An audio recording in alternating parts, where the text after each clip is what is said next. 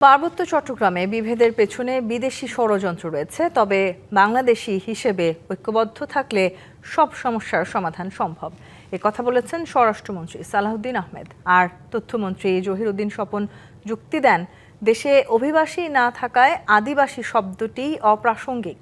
গুলশানের একটি হোটেলে বাংলাদেশের প্রেক্ষাপটে আদিবাসী পরিচয় অপ্রাসঙ্গিক শিরোনামের আলোচনায় তারা আরও বলেন, পার্বত্য অঞ্চল ঘিরে চলা ষড়যন্ত্র নিয়ে সতর্ক থাকারও আহ্বান জানান। মঙ্গলবার রাজধানীর গুলশানে একটি হোটেলে বাংলাদেশের প্রেক্ষাপটে আদিবাসী পরিচয় অপ্রাসঙ্গিক শীর্ষক গোলটেবিল আলোচনার আয়োজন করে Chittagong hill tracts research foundation.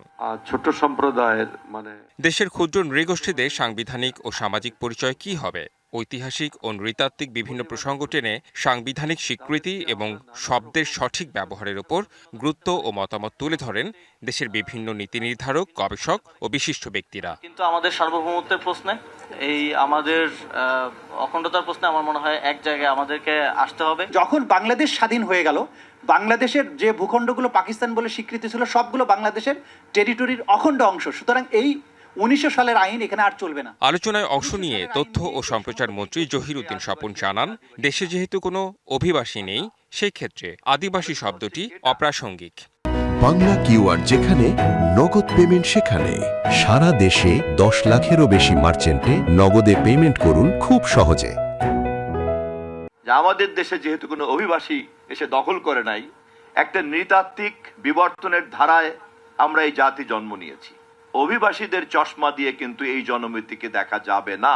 নাগরিকতার ভিত্তিতে এই বাংলাদেশি জাতীয়তাবাদী হচ্ছে আমাদের এই মুহূর্তের পরিচয়।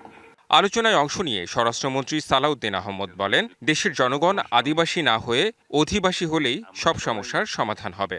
বাংলাদেশের অধিবাসী হব, আদিবাসী কেউ হব না।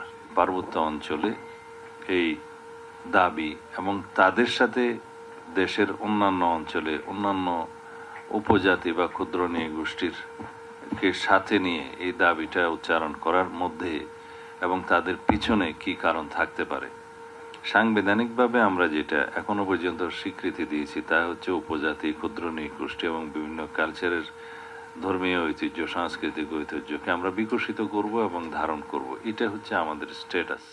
স্বরাষ্ট্রমন্ত্রী আরও বলেন, নারী শিশু সহ পিছিয়ে পড়া জনগোষ্ঠী কোটা সুবিধা পাচ্ছে। ধর্মীয় সকল বর্ণের, সকল সংস্কৃতির, সকল ভাষাভাষীর সবাই আমরা বাংলাদেশের citizen. Redwan Ahmed, DBC news, Dhaka.